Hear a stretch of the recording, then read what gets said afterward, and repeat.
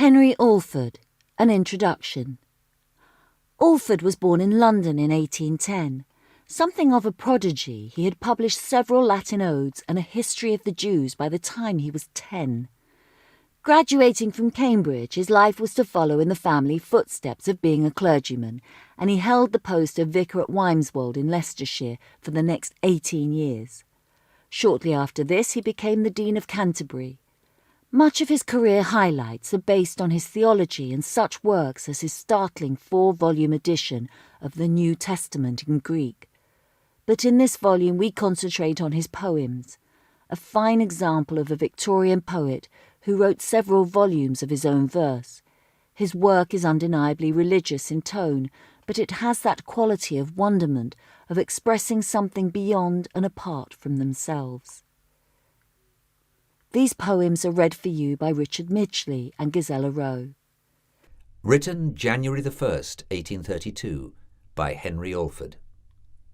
The year is born today, methinks it hath a chilly time of it, for down the sky the flaky frost cloud stretches, and the sun lifted his large light from the eastern plains with gloomy mist enfolded countenance and garments rolled in blood.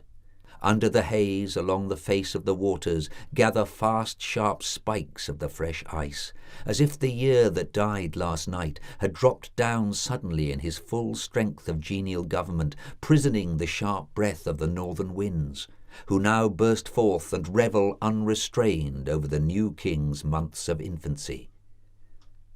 The bells rung merrily when the old year died. He passed away in music. His death-sleep closed on him like the slumber of a child, when a sweet hymn in a sweet voice above him takes up into its sound his gentle being. And we will raise to him 2 monuments, one where he died and one where he lies buried, one in the pealing of those midnight bells, their swell and fall and varied interchange, the tones that come again upon the spirit in years far off, mid unshaped accidents, and one in the deep quiet of the soul, the mingled memories of 1,000 moods of joy and sorrow, and his epitaph shall be upon him. Here lie the remains of one who was less valued while he lived than thought on when he died.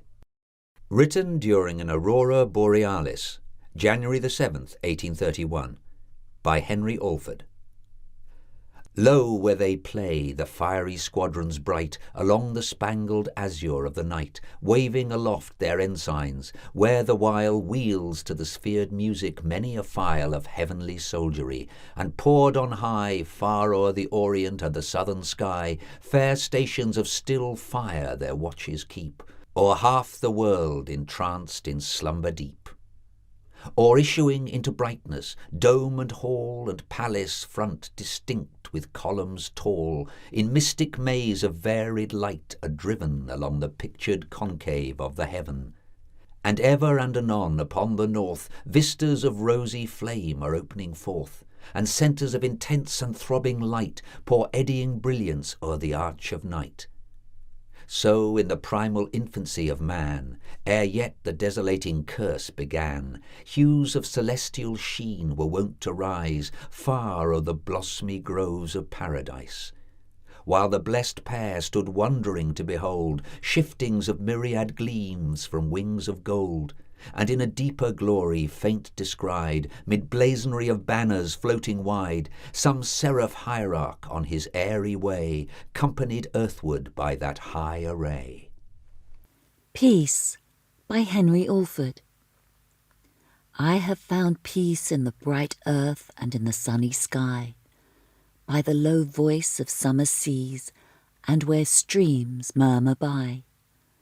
I find it in the quiet tone of voices that I love, by the flickering of a twilight fire and in a leafless grove. I find it in the silent flow of solitary thought, in calm half-meditated dreams and reasoning self-taught. But seldom have I found such peace as in the soul's deep joy of passing onward free from harm through every day's employ. If gems we seek we only tire, and lift our hopes too high, the constant flowers that line our way alone can satisfy. Sonnet on the Inward Pleasure of Our Human Soul. The inward pleasure of our human soul oweth no homage to the tyrant will. Whether the roving spirit take its fill of strange delight, watching the far waves roll and break upon the shore, or by the bowl of some moss-lined fountain cool and still, or by the music of a tinkling rill, wander in maze of thought without control. Nor can the chains of ill-assured belief fetter the strivings of the deathless mind, nor dull prescription bound the throes of grief. Spirits, in action nor degree confined, range the vast system. Whither then should I but to sweet nature for my wisdom fly?